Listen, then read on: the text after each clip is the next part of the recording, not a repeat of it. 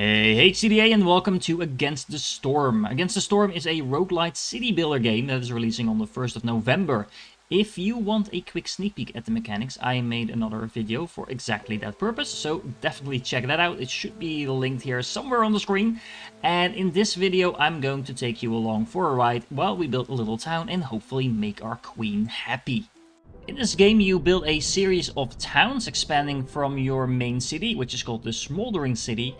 And you get to pick wherever you want to place your town, and depending on where you place your town you will get certain debuffs and buffs. Also different rewards depending on the difficulty of your specific city.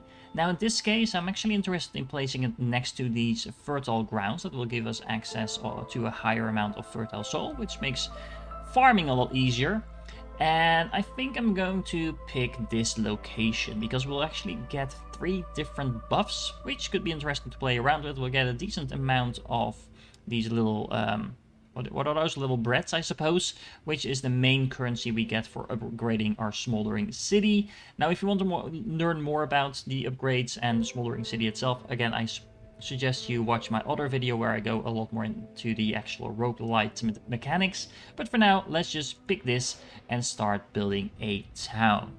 Now we'll get to pick a caravan, which either can contain 5 humans and 4 beavers, or 9 reptiles. So we'll get 9 villagers one way or another, but we get different races. Now actually I like starting with humans and beavers because beavers are very good at woodcutting and things related to wood, surprisingly, I know.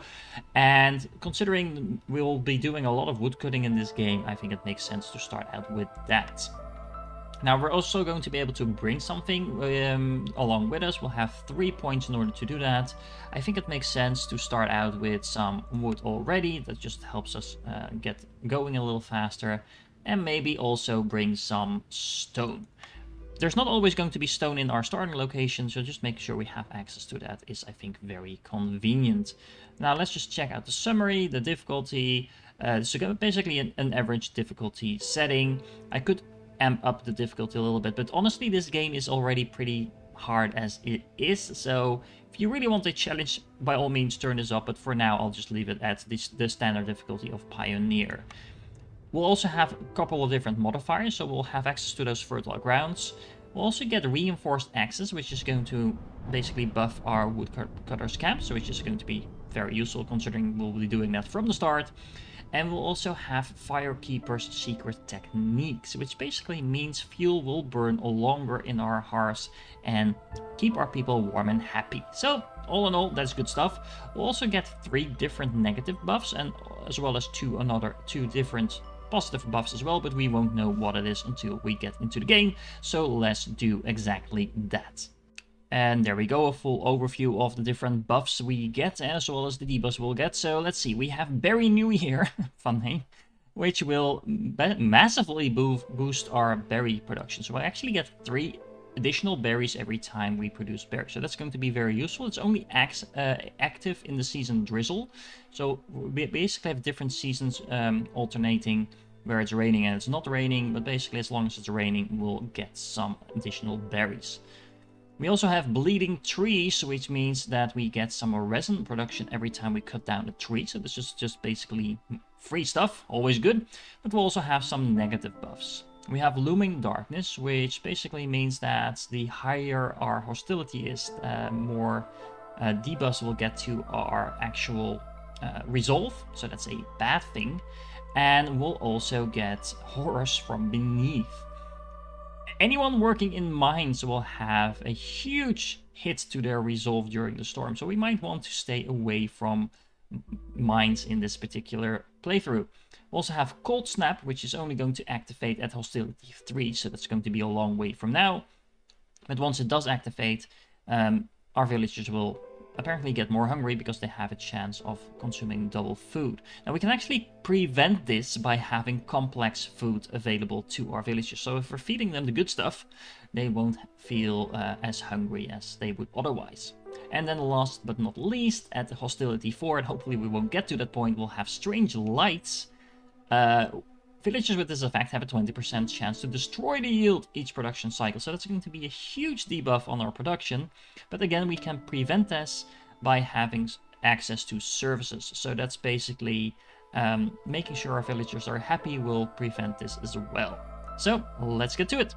So for those of you who didn't watch my other video, just a very quick reminder what we need to do. We want to max out our reputation in order to win the level before we incur the queen's impatience and basically lose the game. So red bar bad, blue bar good. In order to do that, we will have to fill in orders, which we don't have yet. They only unlock about 1 minute into the game. But in order to fulfill orders, we'll basically need to produce stuff. We use our workers to do that. We have humans, a couple of them. They like farming and really enjoy brewing, so that's what they prefer to do. If in any way possible, we'll like them to do that. We also have beavers who like engineering and working with wood. And apparently we also have a harpy, and this harpy likes anything to do with alchemy and to work with cloth. Now you can also see this green number over here. This is their resolve. If this ever hits 0, they might leave the colony. So you want to have this as high as possible. And from the number you can already tell that humans are pretty easy to please. They're pretty flexible. Beavers not so much, but still pretty okay. But harpies definitely will be an issue to keep happy since they're already at 5. Now one way to do that is make sure they have somewhere to live. So let's set up some basics. We'll need a woodcutter, and we also want to expand into these glades. We have a dangerous glade over here, a lot of normal glades all around. So yeah, let's just keep it very close. Let's build it over here. Let's have a little path. I also really like just having a path around the hearth over here. This is basically what keeps our people warm. Now, in order to upgrade this, there's a couple of things that we need to do. So we'll need to have at least 8 villagers that have been housed. Well, let's fix that right away. Let's build some basic shelters. This is a type of housing that will house anyone that can live in them. How many people do we have, actually? We have 11 people. It's 3 per housing. So we'll need 4 houses for now. And let's make sure we set a priority on this. So it's slightly higher, so this will be made first. The housing is secondary to that. And what else do we need to upgrade this? Well, we'll need to have 4 decorations of the type comfort. And this will basically upgrade the hub without us having to do anything else. And decorations are over here, so we can, for example, build a couple of benches. Let's just build the benches in front of the hearth so they can sit there and look at the nice little fire. What else do we need? Now, we are going to need a few other things. So we have some basic resources over here. And if you click on the resource, you can see how you can gather it. So we'll need a scavenger's camp or a trapper's camp. Right now, we do not have a trapper's camp, but we do have a scavenger's camp, which we can also build just by clicking on the item, and then you can directly click on this, or we can select it from the menu. But there's a lot of ways to actually find out which building makes what, which is really convenient because there's a lot of different items and a lot of buildings that all produce more or less the same type of items, so it can get really confusing at first to figure out what you actually need. Now, these are going to collect these 2 things. In order to collect this is the reeds. We are going to need what? A harvester camp. There we go. So let's build one of those as well. So at least we are gathering all the basic resources that we have around. Now, we are definitely going to need more than that. We also need a crude workstation. And the reason I like building this first is because this will actually allow us to build planks, and that's needed for more complex materials. Now, from the amount of stars, you can actually see that... Let's see, can you actually see the stars over here? No, so you can see this is like it doesn't even have any stars. This is the worst possible way to make these items, but it's also the only way we can make these items at the moment. For example, you can see over here with the rain collector, this can also produce spark dew with 1 star, which is a really bad rating, but at least you can produce it. So we'll need to upgrade to some better buildings soon, and we can do that by selecting a blueprint. We'll get 3 random choices. In this case, we have access to the herb garden, small farm, and herbalist camp, but I'm gonna take a second look at this after we unlock our order, so we kind of know what we're actually going to need in order to progress. Now, I'm gonna go and let this be built. I'm probably gonna skip a couple of times because not every part of this game is as interesting to watch, but just for now, look at them. It's raining a lot in this game. That's kind of the whole point of this game, that there's a lot of rain. Let's assign some beavers to this specific work area so they can start cutting, and we're also going to need to designate some areas to be cut. There we go. So we need to work our way through these trees to actually reach these areas. Let's slow it down for a little bit. So yeah, like I said, it's actually raining in the game. So they're walking with these little rain hoods. They look kind of like little armadillos actually, but basically it's protection against the rain, and that's why they're walking around like that. What are we lacking? We are lacking some logs, but luckily we do have the woodcutters. Now, I could actually build a second woodcutter station already. Let's pause the game there for a moment. The reason I'm not doing that is woodcutters are actually very bad for your hostility. The forest does not like you cutting down its trees. Go figure. There's a lot of different things that increase our hostility as we progress, so the longer we are in this game, the number of years will increase, and that will actually give us a pretty hefty multiplier. Every glade we uncover will actually give us a debuff as well. The dangerous and forbidden glades even more so. So these small ones that are not dangerous at all will give us a small debuff, but not too much, just a small, I think it's like 6 or 9. But the larger ones will give us a lot more rewards, but they are also going to give us a lot more hostility. Then having just villagers actually increases it as well. So as you can see, we have 11 villagers, and that gives us 33 hostility already. The woodcutters themselves, just by themselves, actually give us 36. So you want to go easy on the amount of woodcutters that you have, and having a hearth actually reduces this. So building a couple of these will actually reduce your hostility. However, you can't just spam these. Well, you don't have the room for it. But where is it? Over here.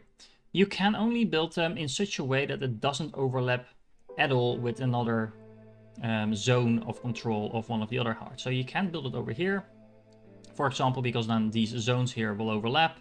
But if I build it all the way over here, for example, it's touching the other sphere of influence but not actually connecting to it, then we should be able to build it. But like you can see, this is a long way away from where we are now, so we won't be able to build one for the next couple of minutes. We also just unlocked the order, so let's take a look at that. There will be a couple of them. The first one is either harpies resolve above 10 for 30 seconds, which might actually not be that bad to do. So let's check that out, because we're already going to 10 because we are giving them housing. So that might actually be a very straightforward one. And what's the other one? Selling some goods and making some money, which is quite straightforward as well. And what I really like about this one is we'll actually get simple tools. We'll get 2 random villagers. I'm not entirely sure how happy I am with getting more harpies, considering how hard they are to please. And just selling goods, we're going to do that anyway. So let's just go for that one. Then we get to pick 2 more. The first one is solve any one glade event, which we're probably going to do one way or another, or sell more stuff. And we get even more money, some oil, newcomers. Either way works, to be honest. These ones are not the most complicated. But this one actually ties together with the other one we already have, so why not just double up on that? And my voice seems to be giving out, sorry about that. And then last but not least, either getting an ancient tablet, which you get from exploring dangers or forbidden glades, or have human housing and beaver housing. Now this sounds really attractive, but you don't actually have either of those things unlocked. So I'm just going to go for the ancient tablet. I'm not entirely sure how long it will take us to complete that, but we're probably going to get one of those anyway. As you can see, we'll get some more in 10 minutes, then 10 minutes after that we'll get another 2, then 10 minutes after that, etc. So we're going to get a lot more of these orders, but it will take us a moment to complete these. So now that we know what we're working towards, let's also check out the cornerstone that our queen is offering us. This is basically a global buff that we'll get that will just help us out for whatever we're doing. Religious settlement will give us 1 human resolve, so that's the green thing over here, for every 70 incense produced. We don't currently have any way of producing incense, but that's one thing to consider. And spices will actually increase our herb and root production by 1 for every 75 biscuits produced. So right now, this is kind of like picking blind, simply because we are not doing either of those. Well, we're definitely going to be producing roots and herbs. So I'm inclined to pick this one because we also kind of want to have biscuits at some point. I'm gonna pick it and show you why. Because actually the harpies like biscuits, the beavers like biscuits, and the humans also like biscuits. So if we can manage to actually produce biscuits, we're going to have very happy villagers. So that's why I'm gonna go for those. Now let's pick some buildings. The first choice is between a herb garden, small farm, or a herbalist camp. These are all pretty basic things, but considering we actually started in a zone with a buff to have an additional chance for fertile soil, I'm definitely going to go for the farm, just because it's the basics for a lot of types of food, including biscuits, by the way. We don't actually have fertile soil just yet, but let's just go for that. Then what else do we have? We have a carpenter that can make planks, simple tools, and luxury goods with 2-star rating, so that's really good. We also have a lumber mill that can make planks at a very high rate, so that's very interesting. And then we have the leather worker, which can make fabric. Do we actually already have anything that can make fabric? You can look up your recipes and check what can actually make fabric, and as you can see, we do actually have access to fabric production in the crude workstation, but it's at the worst possible rate, so it's not even a 1-star rating. And if we check out this recipe, it would be able to do that at a 2-star rating.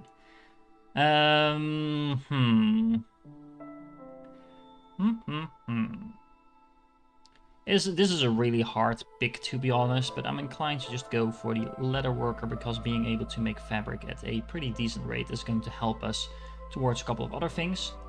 One of those being, let me just quickly show you, we're gonna be able to boost the resolve of our humans by having access to clothing. And I think actually, yeah, the beavers have the same thing, so that should allow us to get their resolve a little bit higher by providing them with clothes.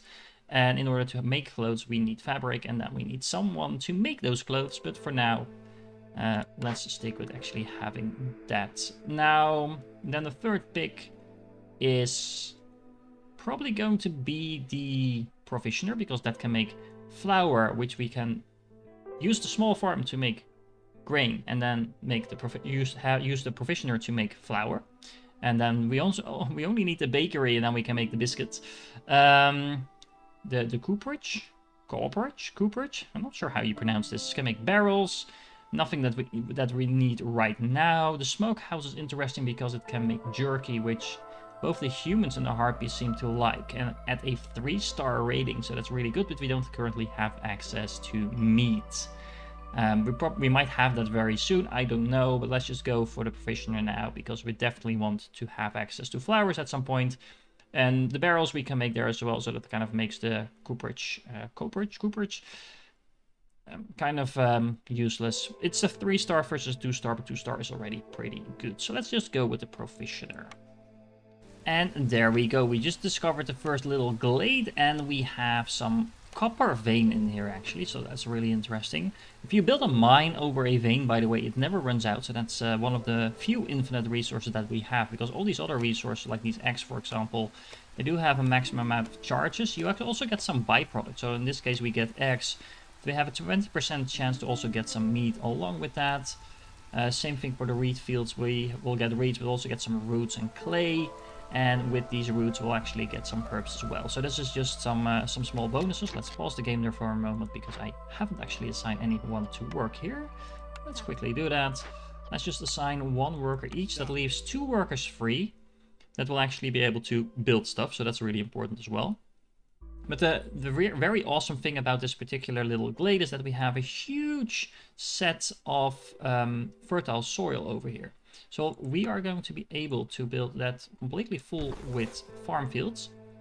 And then if we place a small little farm next to that, and of course a road to get there, we'll be able to actually start farming. Now remember, although we do have the provisioner unlocked, which can make flour, we don't actually have anything to make that flour into something else. So we're going to need a building in order to get that, but we will be working towards selling a couple of stuff and completing those things as a result of that. Now, in order to be able to do that, there's actually one building that we haven't built yet, but that we do start out with, and that is the trading post. It's a pretty large building, as you can see.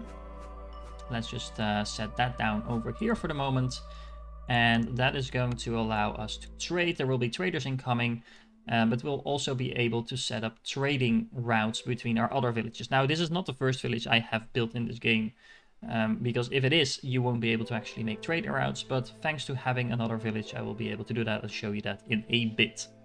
And let's talk a moment about assigning workers and figuring out how you're going to produce certain things. So right now I've selected the crude workstation, where I've only assigned one single worker for the moment, but we still have 3 workers left, so we could assign someone else here. But here we can make 3 different items: planks, fabric, and bricks. Now, if I have all of these selected, I also can give them a priority, so it can prioritize which one it will start first. But if I keep all of 3 selected, it will just keep producing all 3 items, which means that we might actually run out of clay because we currently don't have a source of clay. Well, we don't actually have any clay at all for the moment.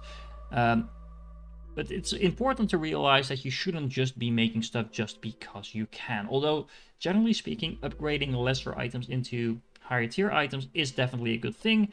You don't always want to do that. Now, some items can actually be made from different things as well. So by default, it's trying to make fabric from plant fiber. But since we're harvesting reed, I could also select reed over here and leather if I would want to.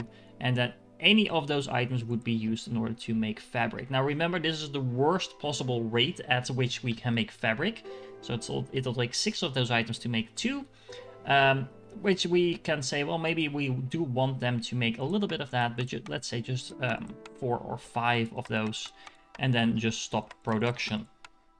Or just not produce that at all, and just unmark this for the moment. Now, you really have to play around with this, otherwise you'll soon get into a point where your base resources have been made into something else, but if you are not actually using that, that's sort of a waste. So be careful about what you produce in what order. On a second note, as you can see, we've given our resolve a huge boost by the fact that we gave everyone housing.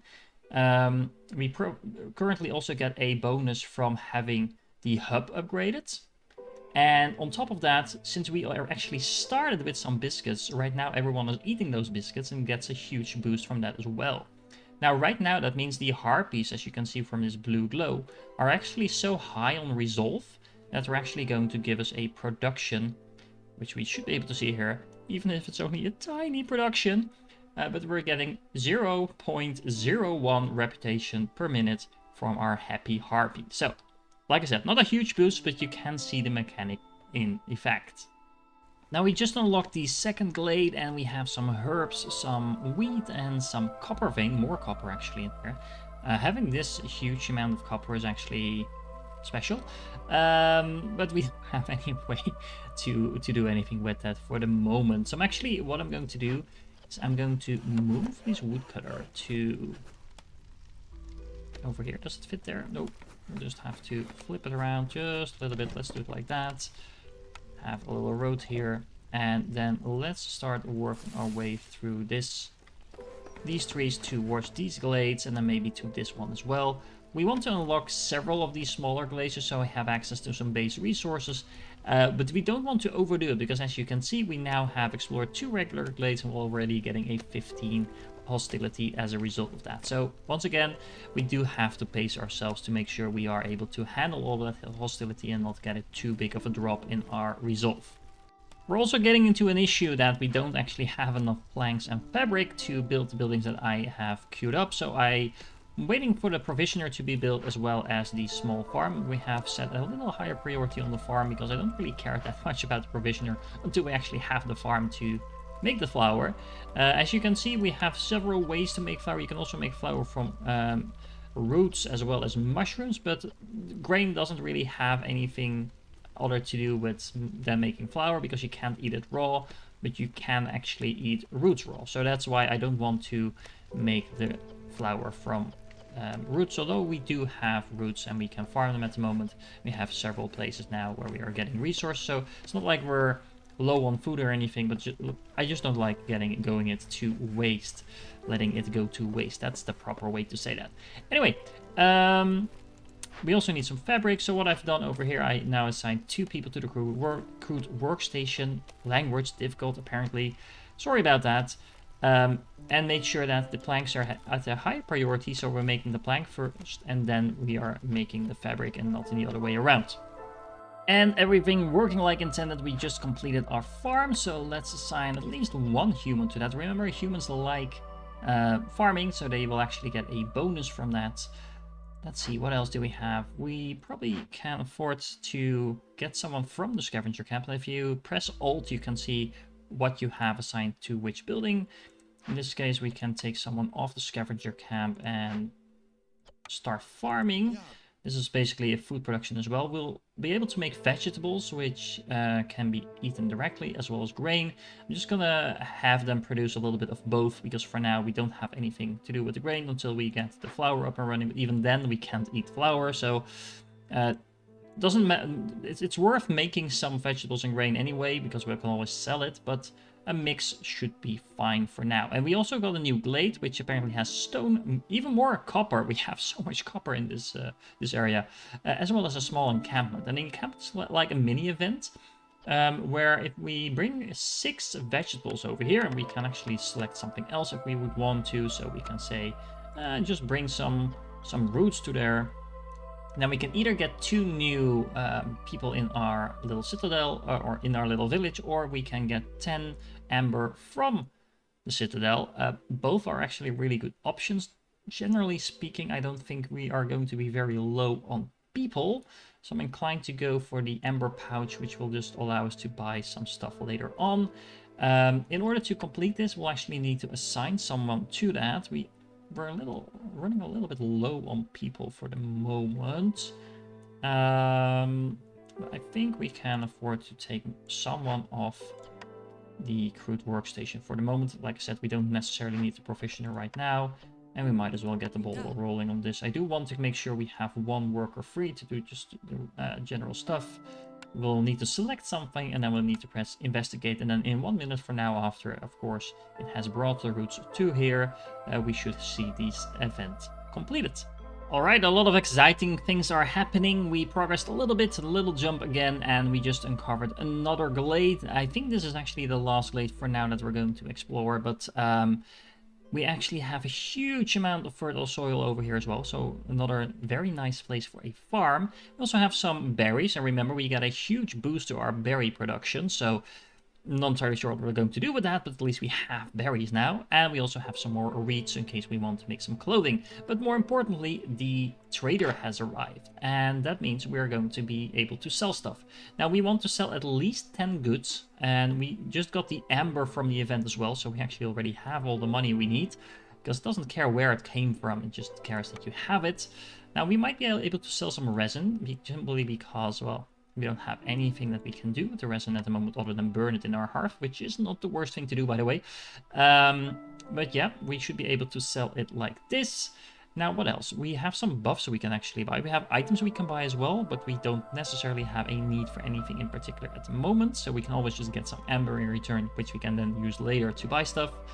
But let's see, we also have shovels, which means, oh, actually 10% faster movement on roads is actually really good. Then we have copper bar production buff as well, and crystallized dew for every 10 berries produced could be interesting with the fact that we just have the berries, but don't really have anything to do with that at the moment. But the movement speed as well as the smelting, all of this sounds useful, but for now let's make sure that we actually just complete our little objective. Now, we can sell some of this wood, probably. You can just type it in here, which is probably faster. There we go. Anything else we want to get rid of? Not necessarily for now, I believe. Now, these are just basic resources, so it's not going to give us a lot of money. There's actually a lot better ways in terms of higher production tiers that we could make.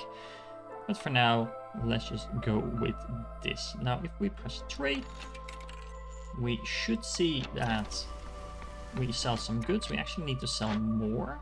Oh, so it actually, apparently it counts how much gold we sold stuff for. Well, in that case, let's just sell everything.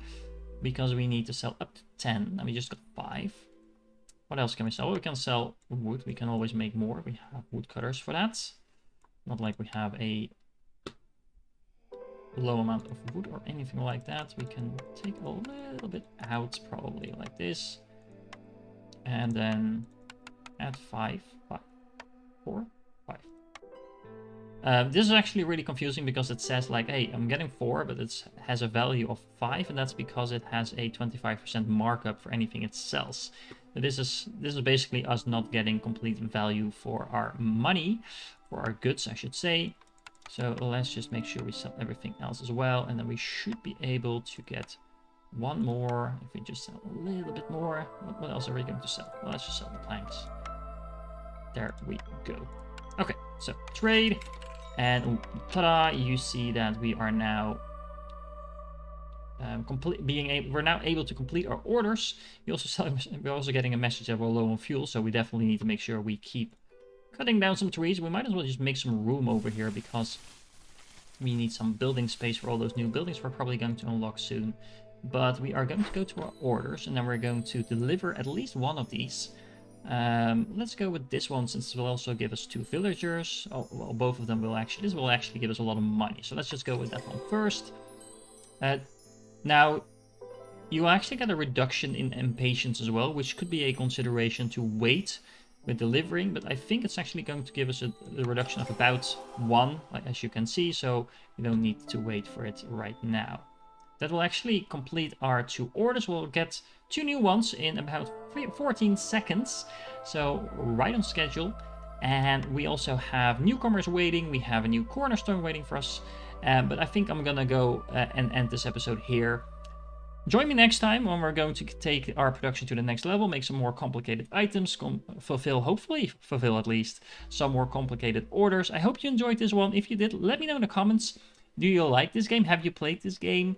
Is this the type of content that you're interested in? I hope you can forgive me for being unable to speak English apparently today, and I hope to catch you in the next one.